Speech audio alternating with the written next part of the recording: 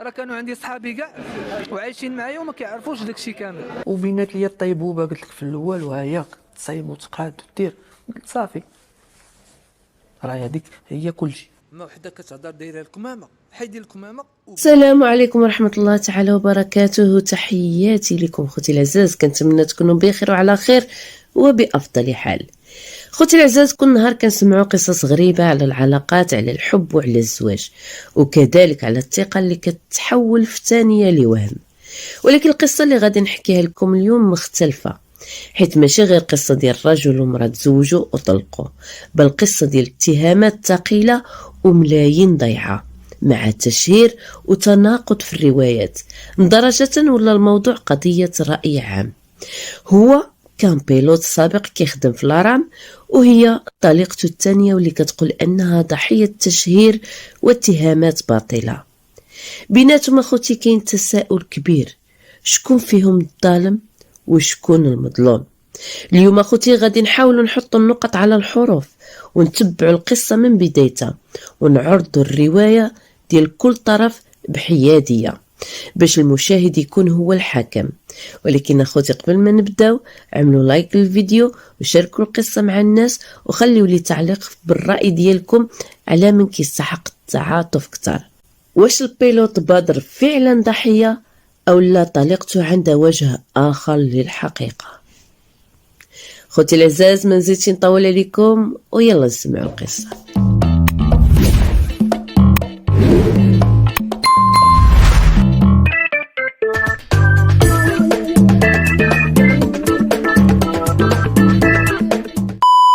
بدر اخوتي كانوا الناس كيعرفوه بلقب البيلوت.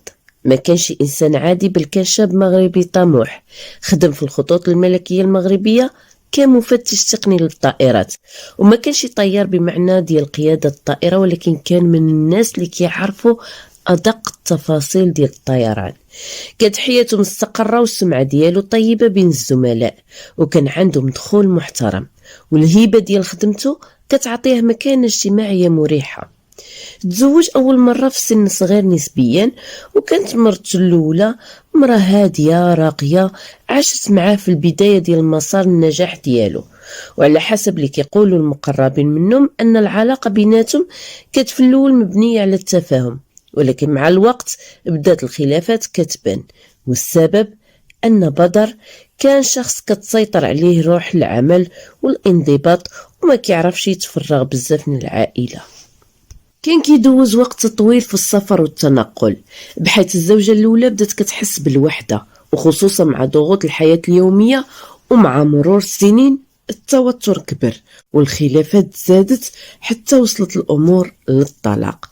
الطلاق الأول على حسب بعض المصادر ما كانش درامي، ولكن واخا هيداك خلى أثر نفسي كبير في بدر، حيتاش من بعد الطلاق ولا كيحس بفراغ كبير وبنوع من العزلة. ومن هنا بدات مرحلة جديدة، مرحلة ما بعد الطلاق. مع مرور الوقت الظروف بدات كتقلب عليه، كيقول بدر أنه مرض في الورك ديالو، وهذا المرض خلاه يتوقف على خدمته ويدخل في مرحلة علاج طويلة. وطبعا بعد شهور من الانفصال تعرف على نعيمة، اللي كانت مرأة مطلقة كتخدم في مجال إداري بسيط، وكتعيش حياة متواضعة، ولكن كتعطي انطباع بالثقة والنضج. بدر بحكم كان مريض في الورك ديالو كان كيعاني من الحريق، وكان محتاج إنسان اللي توقف معاه واللي تعاونوا وتشاركوا الهم اليومي. العلاقة بدات بالود والتفاهم، وكانت كتزورو في السبيطار وكتهتم به وكتوجد له ما ياكل، يعني كتحسو انه ماشي بوحدو. هاد المعاملة خلاتو يرتاح له بزاف، ويقرر يدخلها في حياته كزوجة تانية. الناس اللي كيعرفوه كيقولوا ان بدر في داك الوقت كان باغي يبدا صفحة جديدة ويعوض اللي ضاع منه، ولكن الواقع اخوتي كان مختلف تماما. مع الوقت اخوتي بدر بدا كيثق فيها بزاف، حتى ولا كيعتمد عليها في كل شيء. كيقول انه في مرحله ديال الضعف ومن شده ثقته فيها عطاها وكاله عامه باش تعاونوا في اداره الاملاك ديالو وشؤونه الماليه، حيتاش ما كانش قادر يتحرك بسهوله بسبب المرض. بدر في تصريحاته قال انه بعد الزواج العلاقه تبدلت، في الاول كان كيشوفها مرا حنينه ومسانده، ولكن مع الوقت بدا كيحس انها ولات كتحكم في كل شيء، ولا عندها طلبات ماديه بزاف، وبدات كتاخذ قرارات ماليه بلا استشاره، وحتى الوثائق المهمه ديالو ولات عندها. وكيأكد ان نعيمه استغلت داك التوقيع وبدات كتبيع في الممتلكات ديالو وحده بوحده وبلا ما يرجع له حتى ريال. وعلى حسب اقواله ان الخساره كانت كبيره، ما يقارب 900 مليون سنتيم، إضافة إلى عقارات وشقق أخرى. وهذا الرقم الضخم خلى الناس يشكوا، ولكن هو خلاه يعيش صدمة نفسية كبيرة. قال باللي عمره تخيل أن الحب والثقة ممكن يتحولوا لهدم كامل من الحياة ديالو. وقال في التصريحات: أنا سلمت لك كل شيء على نية الخير، وما عمري تصورت أن امرأة غادي تعمل في راجلها هيدا. وقال أنه بعد ما واجهها العلاقة تفكت وتطلقوا. من بعد الطلاق بقى في حالة نفسية صعيبة، بلا سكن وبلا مورد قار، وبدا كينعس في الزناقي وبعض المرات في المساجد. الجملة اللي صدمت الناس هو من اللي قال: أنا مسامحها دنيا وآخرة، ولكن الله ما غاديش يسامحها. هنا بدا الرأي العام المغربي كيتفاعل بقوة، جزء كبير تعاطف معاه واعتبره رجل مظلوم ضحى بالحب والثقة وخرج خاوي الوفاض. ولكن جزء آخر قال: واش معقول طيار أو مفتش في الارام يملك 900 مليون؟ واش فعلا كان عنده هذا الثروة؟ ومن هنا بدات الشكوك كتزيد. ولكن القصة ما كتسالاش هنا خوتي، حيت بعد موجة التعاطف الكبيرة خرجت نعيمة طليقته الثانية وقررت أنها ترد بالصوت وتقول: بارك من الكذوب، أنا ما سرقت والو، وأنا اللي كنت كنصرف عليه ماشي هو. وهنا غادي تبدا رواية تانية، ورواية معاكسة تماما كتقلب كل شيء رأسا على عقب. نعيمة خوتي بدات كلامها بإنكار كل ما قالوا بدر تقريبا، وكتقول أن الصورة اللي قدمها للناس ماشي صحيحة، وأن الحقيقة مختلفة تماما.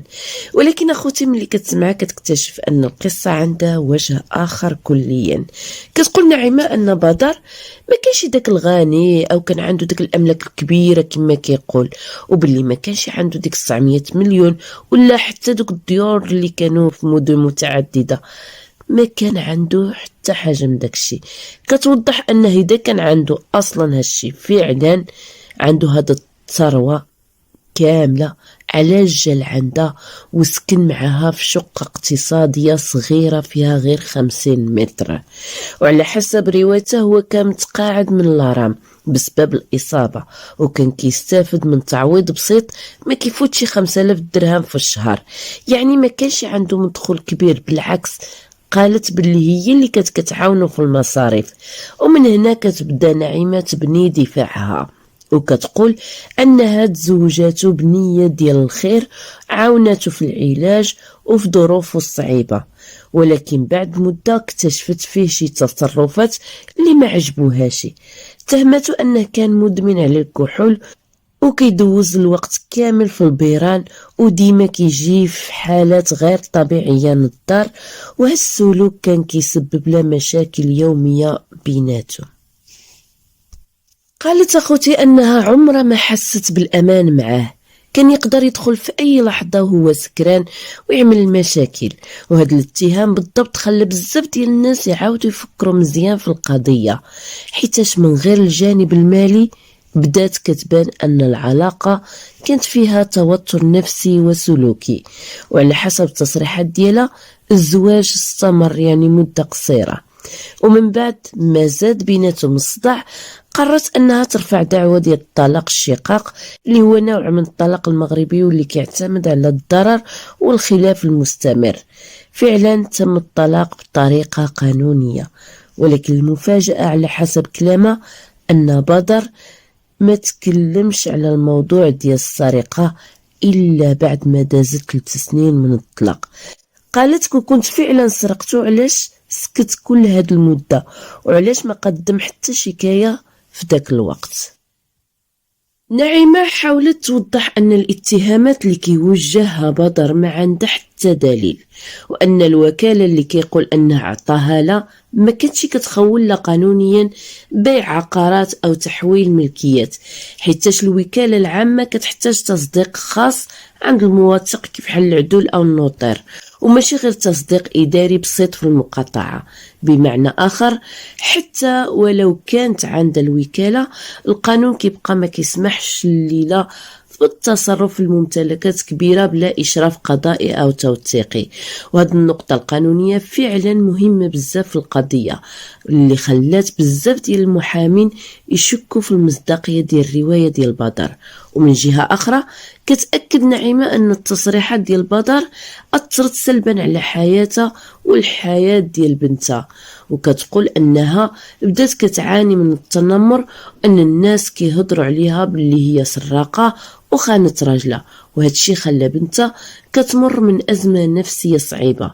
وكتقول بنبرة فيها ألم: ما بقيتش قادرة نعيش بهدوء والناس كيشوفوني وكيتهموني وأنا بريئة، اللي كيهضر عليه غير إشاعات.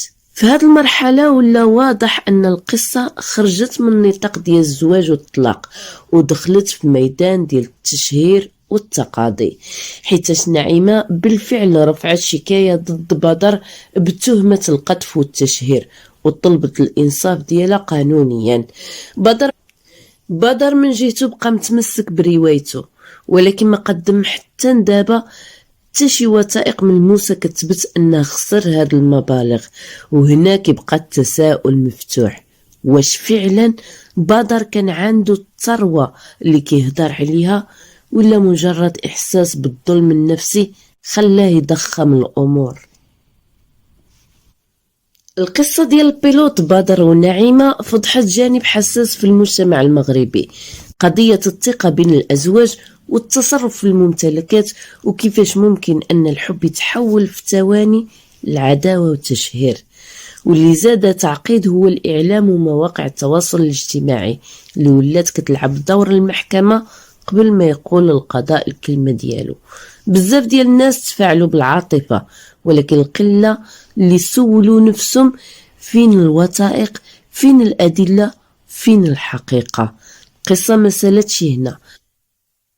في النهاية خوتي، القصة ديال بدر بيلوت ماشي غير حكاية ديال راجل ومرأة، هي صورة مصغرة للحياة، للثقة اللي تهرست وللكلمة اللي كتقدر تهدم بيت كامل. بدر طاح من القمة اللي كان فيها من وظيفة محترمة وعلاقات قوية، حتى ولا كيعاني بلا سكن ثابت وبلا أمان.